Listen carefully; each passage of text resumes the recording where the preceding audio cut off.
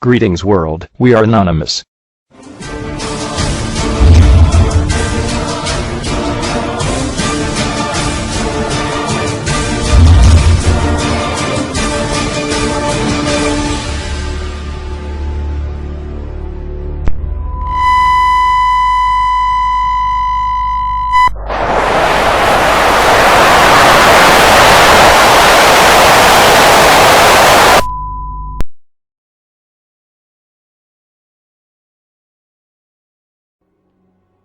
That's close enough, Inspector.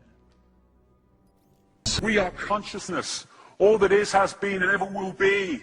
There is nothing to fear. Whatever happens, we are always that. Mind fears, because it's programmed to fear. When we're conscious, there's no fear in this. It's a shake of the head. Pathetic. Pathetic. Pathetic. And we need to do this. Compliance. We need to challenge that. Not with violence, not even with aggression. We just need not to fight it. We need to walk away, because without our acquiescence it cannot survive. You know, when you look at a pyramid, we've been manipulated to believe the power in a pyramid is at the top. It ain't. The top of the pyramid is there because the rest of the pyramid's holding it up. We're holding this whole thing together. There's this story I told many years ago of a British comedian called Larry Grayson, who died. I kind of knew him vaguely, and not closely, but vaguely. And I went to his memorial service in Covent Garden, and this other comedian did this tribute to his life, in which he read out this story that Larry Grayson had told him. When they were going around the variety halls and the theatres in the 60s, they had this all-male show. And Larry Grayson was the only woman in it because he's dressed up as a woman.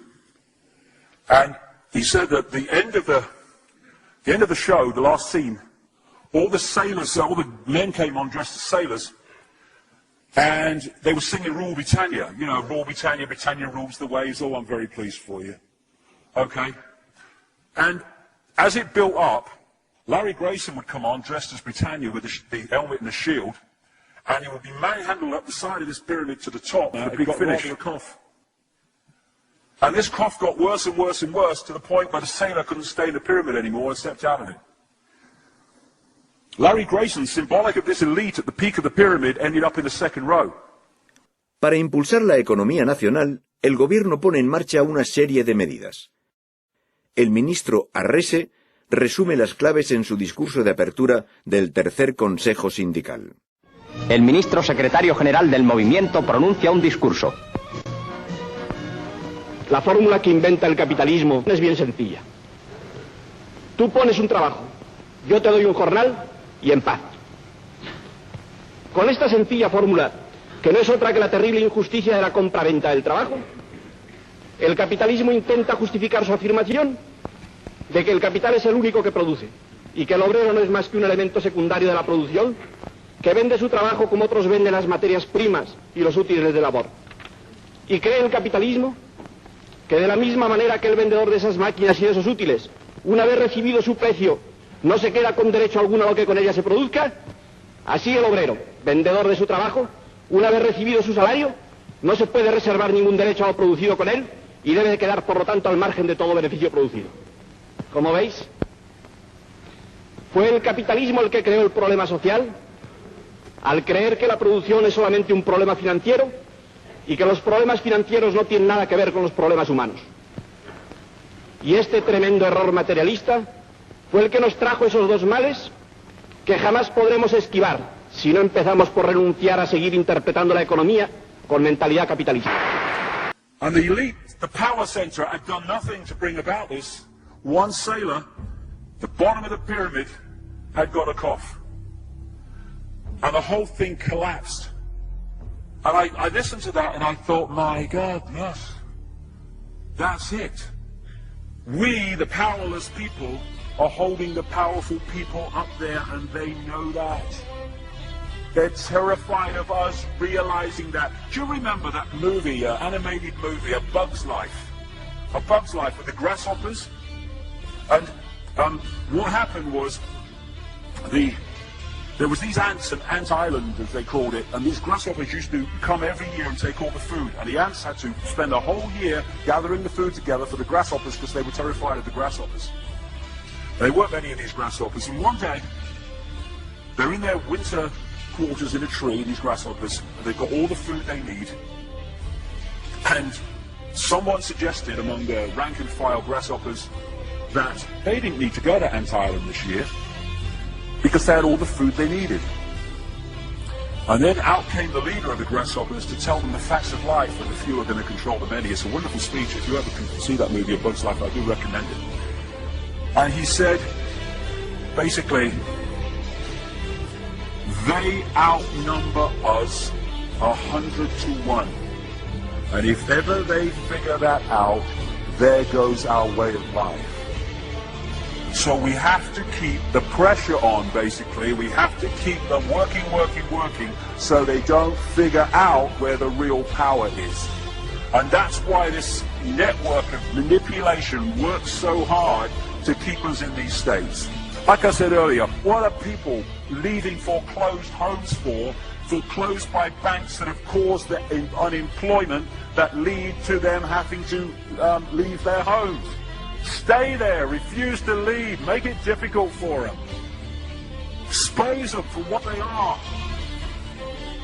We make it so easy, the non-compliance. No longer will we just do it because we're told to do it. Is it just? Is it right? Okay, I'll do it. Is it unjust? Is it not right? I ain't doing it. We start to make the decisions on what we will and will not do based on our values and not some imposition from the dark suits. These people are gonna give me, grant me, or grant me not my freedom. I'm all that is. You can't grant me freedom. No one can grant me freedom. I am freedom. It's what I am.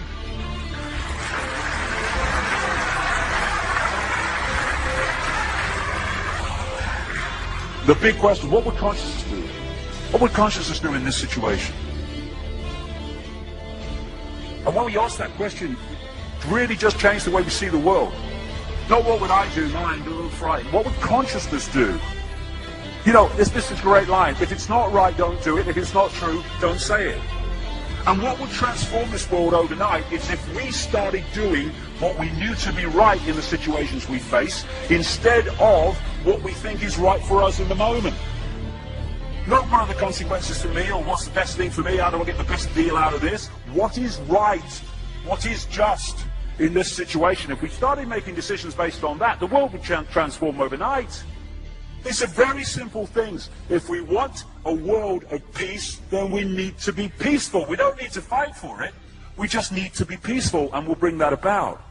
If we want a world of kindness, we need to be kind, and then it will naturally unfold. We don't fight for kindness.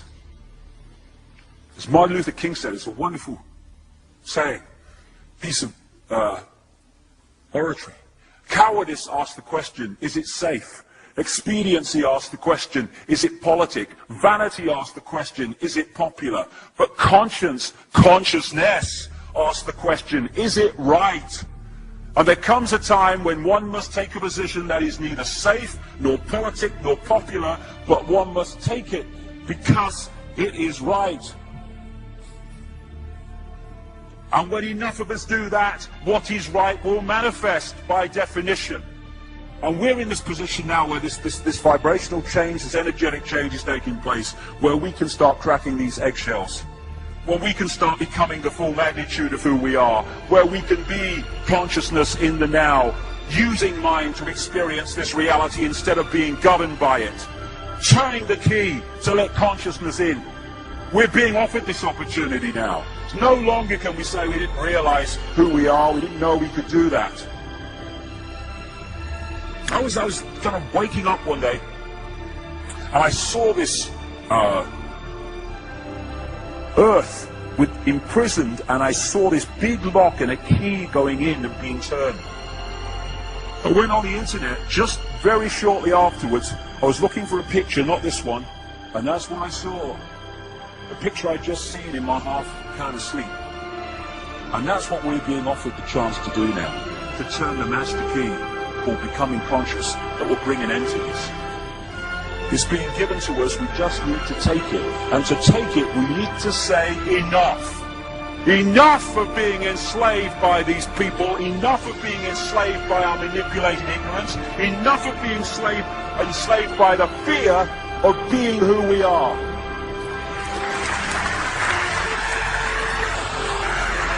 Enough! It is time to fly. It is time to fly. Thank you very much.